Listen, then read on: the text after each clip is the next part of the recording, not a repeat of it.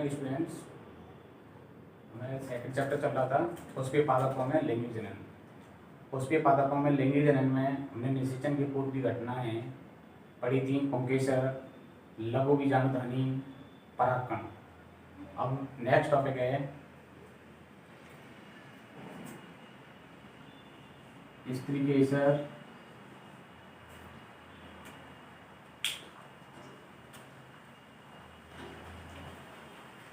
स्त्रीकेसर,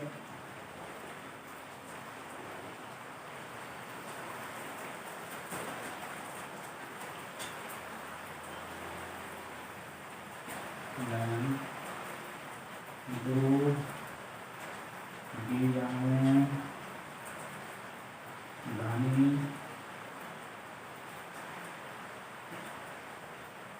बीजाणु भ्रूण कोश, ये हम इसमें पढ़ेंगे अभी आगे। सबसे पहले बात करते हैं कि जो स्त्रीकेसर होता है, मैंने बताया था कि पुष्प की जो संरचना थी, पुष्प की संरचना में सबसे अंदर ही अंदर की संरचना होती है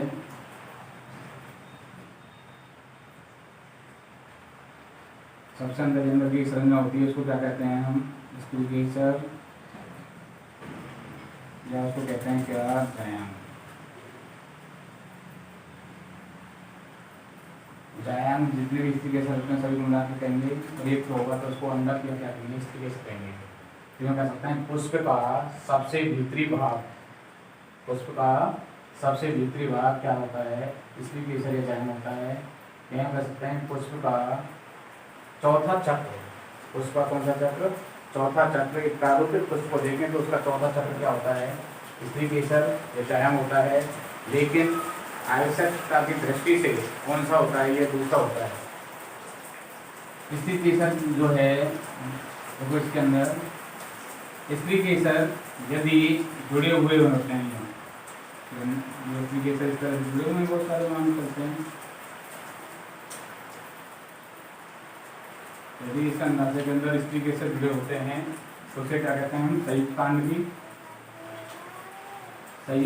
की, या इसको क्या कहते हैं? साइनोकार्पस। क्या कहते हैं? साइनोकार्पस।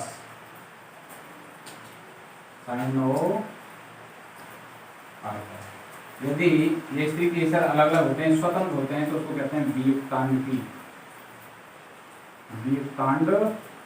या इसको बोलते हैं हम एपोकार्पस। क्या कहते हैं? एपोकार्पस। देखो, सबसे पहले हम बात करते हैं इसमें स्त्रीकेसर पुष्प का कौन सा भाग होता है? मतलब चौथा चक्र होता है, और आवश्यकता की दृष्टि से कौन सा होता है? लैंगिक जनन की दृष्टि से कह दो तो दूसरा चक्र होता है। स्त्रीकेसर जो है यदि वो जुड़े हुए हैं, जैसे पूरे स्त्रीकेसर बहुत सारे हैं, स्त्रीकेसर एक या एक से अधिक हो सकते हैं। स्त्रीकेसर यदि जुड़े हुए हैं तो उसको क्या कहेंगे? उन स्त्रीकेसर को क्या कहेंगे? ये अंडक कहते हैं। कोई एक नाम है इसका, अंडक। क्या नाम है? अंडक। स्त्रीकेसर या अंडक एक दूसरे से जुड़े हुए होते हैं तो उसे संयुक्तांड की या साइनोकार्पस। यदि स्त्रीकेसर अलग अलग होते हैं तो उसे हम क्या कहते हैं? द्विकांड की या एपोकार्पस। ठीक है। तो इसके बाद हम पढ़ते हैं आगे, जो स्त्रीकेसर है या जायांग है उसकी संरचना कैसी होती है। स्त्रीकेसर को देखें तो स्त्रीकेसर की जो संरचना है इस तरह से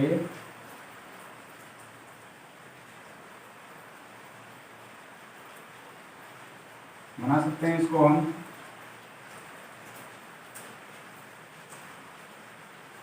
ये अंडाशय होता है, फूला हुआ भाग स्त्रीकेसर का, ये वर्तिका होती है और ये वर्तिकाग्र होता है।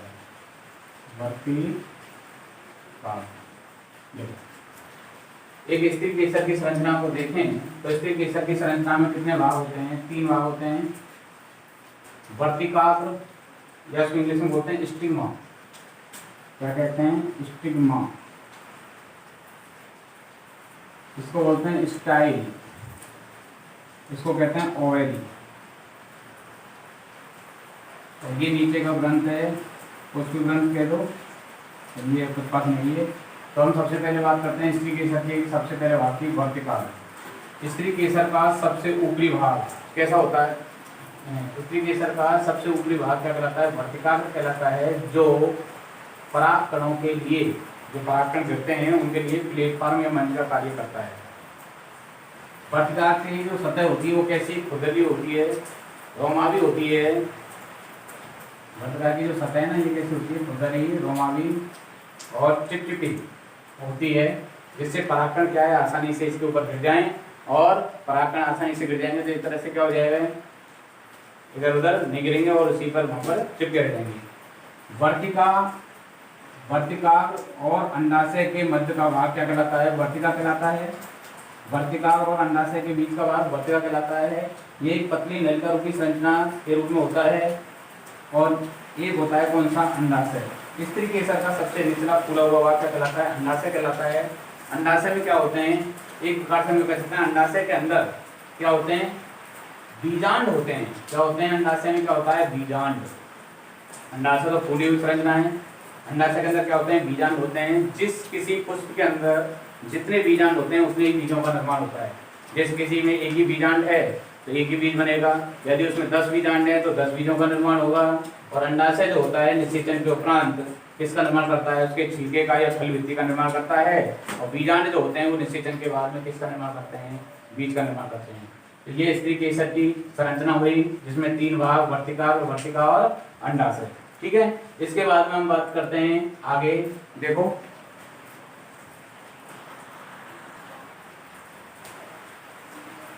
अंडाशय में जो कोष्ठ हैं, अंडाशय को और देखें कि अंडाशय जैसे ये अंडाशय है, अंडाशय हम यदि काट के देखें, ये अंडाशय है, इसको भी काट के देखें तो इस अंडाशय के अंदर क्या होते हैं? एक या एक से अधिक कोष्ठ होते हैं। जैसे मैंने ये काटा, ये काटने के बाद में इस तरह से एक अंडाशय के अंदर ये क्या हो गए? कोष्ठ हो गए। कोष्ठ में क्या होते हैं? बीजांड होते हैं। यूं ये बीजांड है, और ये बीजांड प्लेसेंटा या अपरा से जुड़े हुए होते हैं। किससे जुड़े होते हैं? प्लेसेंटा या अपरा से। इस तरह की ये संरचना होती है इनके अंदर। अब हम पढ़ेंगे आगे गुरु बीजाणुधानी या बीजाणु। Next topic.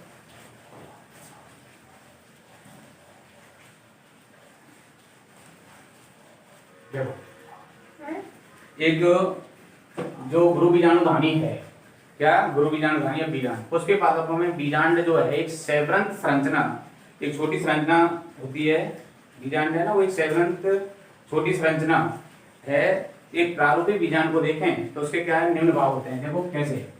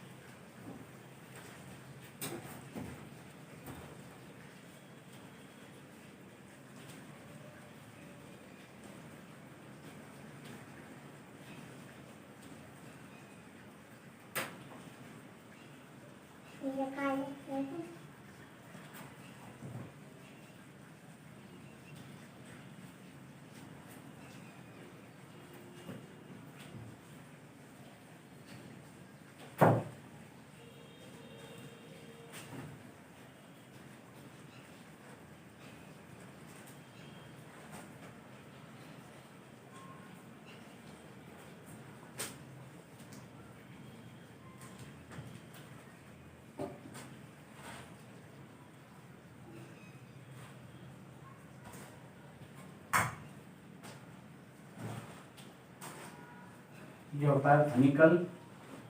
क्या होता है? फनिकल। ये इसको बोलते हैं बीजांड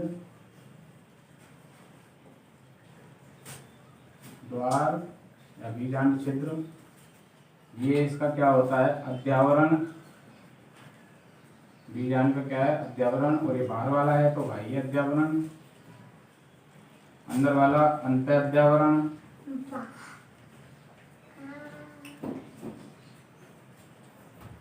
ये इसके अंदर जो होता है ये, इसको क्या कहते हैं? बीजांड काय। बीजांड का है, ये बीजांड का है और ये बीजांड का हो गया। ये इसके अंदर क्या हो जाएगा, बीजांड का के अंदर भ्रूण कोश क्या हो जाएगा, भ्रूण कोश। ठीक है, ये संरचना कैसे देखो, जैसे ये अंडाशय है, अंडाशय को हमने काट के देखा, काट के देखने के बाद में इसमें ये अप्रा हो गया, प्लेसेंटा हो गई, ये कोष्ठ हो गई। अंडाशय में क्या हो गई, ये कोष्ठ, एक कोष्ठ, दो कोष्ठ, तीन कोष्ठ। इन कोष्ठ के अंदर ये क्या है, बीजांड। क्या है ये, बीजांड। किससे जुड़े हुए हैं, अप्रा से या प्लेसेंटा से। किससे जुड़े हुए हैं, अप्रा से या प्लेसेंटा से। अब यहाँ पे देखो, इस गुरु बीजाणु या बीजांड में कौन कौन से भाग होते हैं।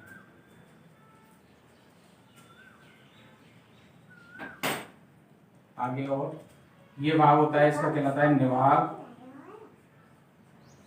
क्या कहलाता है, निवाहक। और ये जो वाला भाग है निवाहक, या इसको बोलते हैं चैलेजा। ठीक है, अब इसमें एक जो भाग तो होता है कौन, बीजांड ग्रंथ।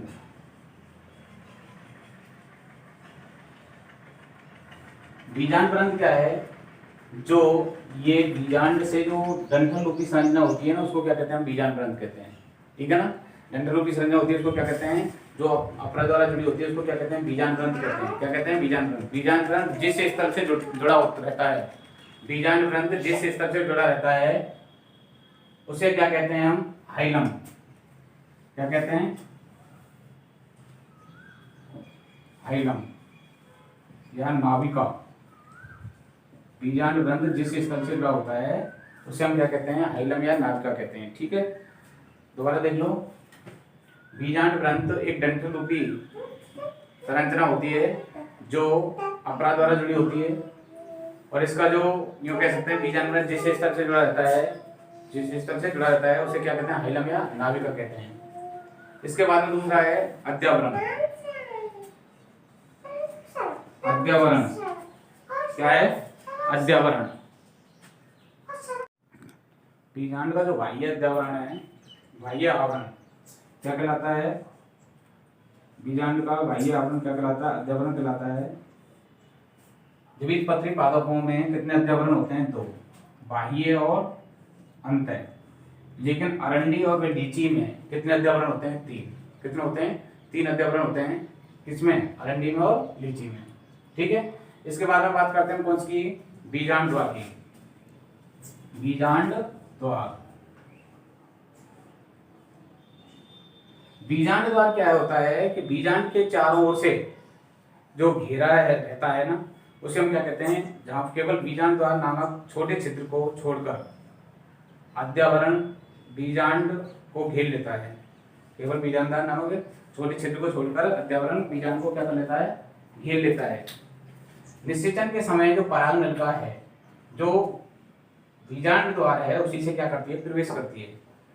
बीजांड द्वार के ठीक विपरीत क्या होता है, निवाहक होता है, और बीजांड द्वार के आधारी भाग का प्रतिनिधित्व करता है कौन, निवाहक क्षेत्र। ठीक है, अगली बात करते हैं किसकी, बीजांड काय की। किसकी, बीजांड काय की। बीजांड काय क्या है, जो भ्रूण कोश को चारों ओर से घेरे हुए संरचना, भ्रूण कोश को चारों ओर से घेर रखा है, इस संरचना को क्या कहते हैं, बीजांड काय कहते हैं। यह अध्यावरण से घिरा हुआ कोशिकाओं का क्या है, पुंज होता है। क्या होता है, पुंज। बीजांड काय का उपयोग किसके लिए कर लिया जाता है, पोषण के लिए कर लिया जाता है। एक बीजपत्री पादपों में यह एक पतली परत के रूप में होता है, पतली परत के रूप में बीज में पाया जाता है, जिसे क्या कहते हैं, पेरिस्पर्म कहते हैं। क्या कहते हैं, पेरिस्पर्म। ठीक है, इसके जस्ट अंदर ही अंदर की बात करें तो ये क्या हो जाता है, भ्रूणकोश। तो यूं कह सकते हैं बीजांड के अंदर अकेला क्या होता है, एक भ्रूणकोश होता है, जिसमें न्यूनकारी गुरु बीजाणु में न्यूनकारी विभाजन द्वारा यह निर्मित होता है। गुरु बीजाणु जो होता है उसमें एक न्यूनकारी विभाजन होता है, जिसके द्वारा इस भ्रूणकोश का निर्माण होता है। ठीक है ना, अगला बात करते हैं किसकी, गुरु बीजाणु जनन की। गुरु बीजाणु जनन। देखो गुरु बीजाणु जनन क्या है, हमने इसमें दो चीज पढ़ी। सबसे पहले स्त्री केसर की संरचना पढ़ ली। स्त्री केसर संरचना में तीन भाग हो गए, स्त्री केसर, वर्तिका और वर्तिकाग्र। इसके बाद में गुरु बीजाणु धारी बीजाणु की संरचना, इसमें हमने पढ़ा एक तो बीजाणु ग्रंथ, एक पढ़ा है क्या अध्यावरण, एक पढ़ लिया बीजांड द्वार, एक पढ़ लिया बीजांडकाय और एक हो गया भ्रूण कोश। ठीक है,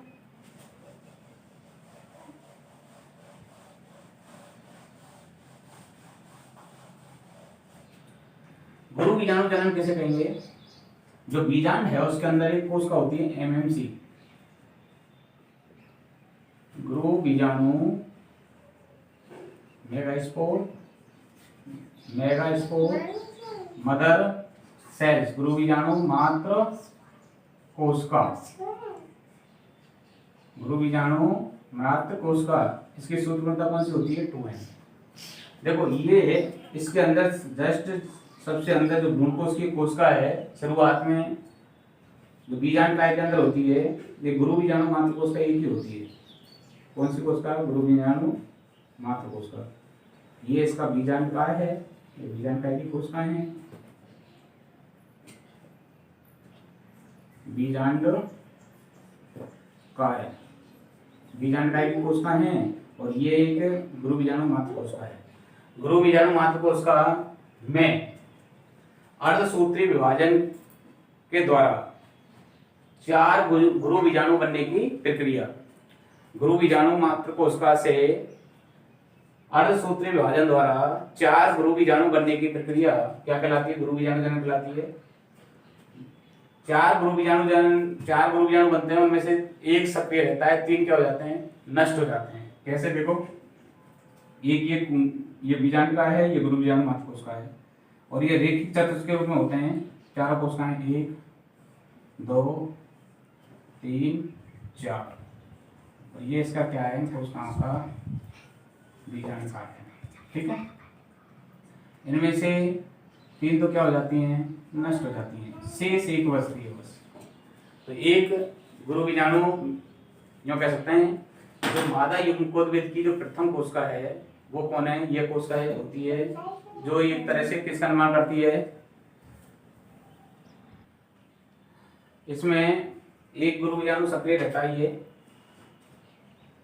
गुरु बीजाणु क्या रहता है, सक्रिय, एक गुरु बीजाणु क्या रहता है, सक्रिय रहता है।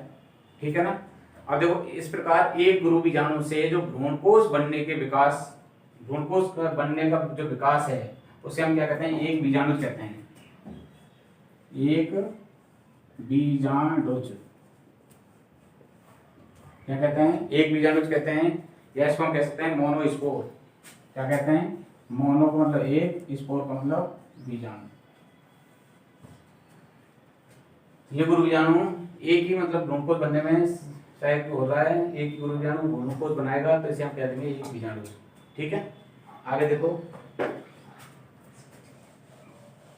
गुरु बीजाणु जनन की परिभाषा, ये गुरु बीजाणु मात्र कोशिका से 4 गुरु बीजाणु बनने की प्रक्रिया गुरु बीजाणु जनन कहलाती है।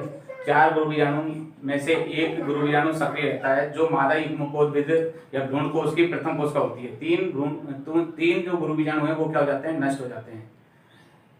भ्रूणकोश के निर्माण में सिर्फ एक ही गुरु बीजाणु क्या होता है, भाग लेता है, इसे हम एक बीजाणु या मोनोस्पोर कहते हैं।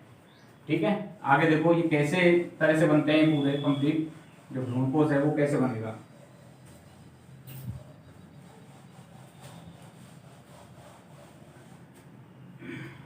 देखो एक गुरु बीजाणु क्या रहा, सक्रिय रहा, एक गुरु बीजाणु क्या रहा, सक्रिय रहा, ये इसमें विभाजन इसके अंदर हुआ, उसमें एक कोशिका से कितनी कोशिकाएं बन गई, 2, सूत्री विभाजन होते जा रहे हैं।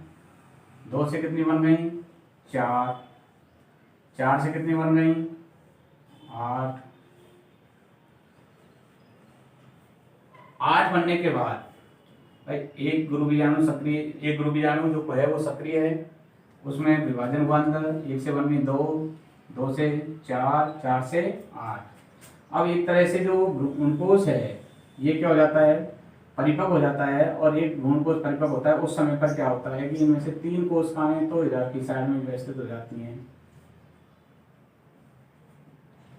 2 कोशिकाएं एक इधर से आती है, एक इधर से जाती है, तो यहाँ व्यवस्थित हो जाती हैं, एक यहाँ बीच में व्यवस्थित हो जाती है और 2 साइड में हो जाती हैं, इस तरह से। तो ये क्या बन जाता है, एक परिपक्व क्या बन जाता है, भ्रूण कोश, कोश है परिपक्व भ्रूण कोश। अब इन कोशिकाओं को क्या कहते हैं हम, ये मुख्य बीजांड द्वार है, इसके जस्ट अपोजिट में मुख्य अपोजिट में है, इसलिए इनको बोलते हैं प्रतिमुखी, मतलब मुख के विपरीत, प्रतिमुखी कोशिका, प्रतिमुखी कोशिका, या इनको बोलते हैं प्रतिव्यासांत, प्रतिव्यासांत, प्रति का मतलब एंटी में, व्यास का मतलब एक त्रिज्या है, यहाँ पर व्यास हो गया, शांत वाले एक तरह बैलेंस का काम कर लेंगे, ठीक है। और बीजांड का ऐसे पोषण भी देती है, ये इस ध्रुव से आई थी, ये ध्रुव से आई थी, इसलिए इनको क्या कह देते हैं, ध्रुवीय कोशिका। कौन सी कोशिका, ध्रुवीय कोशिका, दोनों ध्रुवों से आ रही है तो ध्रुवीय कोशिका हो गई। इसके बाद में बीच की जो होती है इसको बोलते हैं अंड कोशिका, और साइड में होती है इनको क्या कहते हैं, सहायक कोशिका। कौन सी कोशिका, सहायक कोशिका। और ये पूरे को अंड कोशिका सहायक कोशिका है, इसको बोल देते हैं अंड उपकरण। क्या कह देते हैं, अंड उपकरण। क्या कह देते हैं, अंड उपकरण। तो इस तरह से एक परिपक्व जो भ्रूणकोश है उसके अंदर जो भ्रूणकोश है एक अंडाकार संरचना होती है, ये अंडाकार हो गई अंडे जैसी, किसमें धसी होती है, बीजांड काय में। किसमें धसी होती है, ये बीजांड काय है, तो बीजांड काय में क्या होती है, धसी होती है, ठीक है। इसमें देखें कि जो बी है इसके अंदर एक परिपक्व भ्रूणकोश में कितने केंद्रक हो जाते हैं, 1 3, तो इसमें 4 5 6 7, कितने केंद्रक हो जाते हैं, 7 केंद्रक। तो कोशिकाएं कितनी होती हैं, 8। तो एक परिपक्व भ्रूणकोश में, एक परिपक्व भ्रूणकोश 7 केंद्र की है, 7 केंद्रक, 3 और 1 4 5 6 7। कोशिकाएं कितनी, 3, एक ही कोशिका काट दी जाएगी, सॉरी इसमें हो जाएगा, देखो कोशिकाएं कितनी हो जाएंगी, केंद्रक तो हो जाएंगे कितने, 8, 1 2 3 4 5 6 7 8 तो केंद्र की है। और कोशिकाएं कितनी होंगी, 3 तो ये नहीं, एक कोशिका ये नहीं, 4 5 6 7 कोश की है। एक परिपक्व भ्रूणकोश में 8 केंद्र और 7 कोशिकाएं होती हैं। एक परिपक्व भ्रूणकोश के अंदर जो द्विवृत्त अवस्था में होती है सिर्फ एक ही कोशिका होती है, कौन सी, ध्रुवीय कोशिका, जो निषेचन के बाद में एक परिपक्व भ्रूणकोश का निर्माण करती है। किसका, परिपक्व, यानी कह सकते हैं निषेचन के बाद में भ्रूणकोश का निर्माण करती हैं।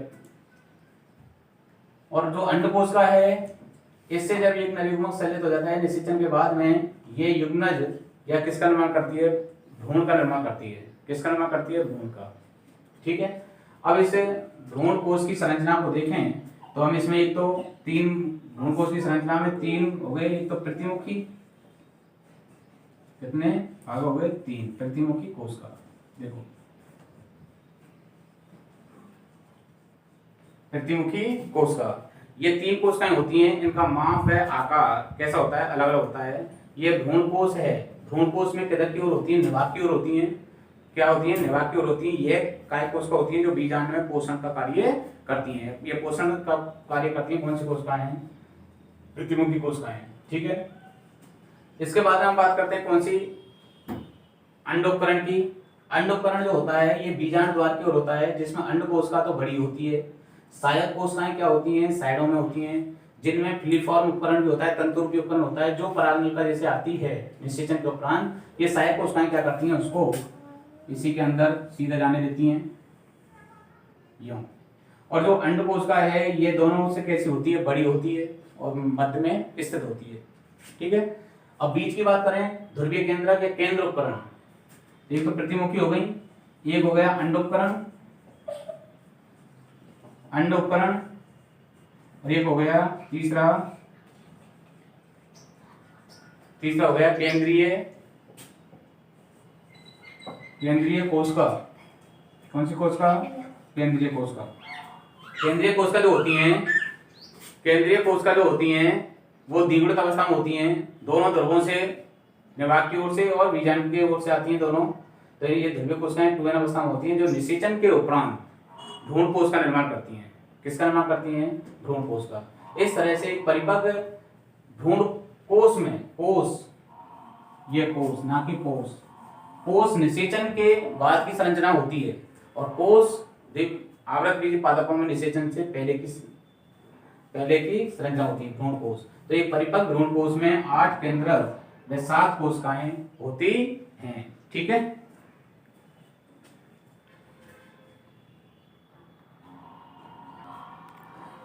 इसमें हमने ये तीनों चीजें पढ़ी थी। प्रतिमुखी कोशिका, प्रतिमुखी क्यों हो गई? मुख्य विपरीत में। अंड उपकरण या अंड कोशिका इसमें होती है, केंद्रीय, केंद्र में होती है, इसलिए इनके नाम हो गए।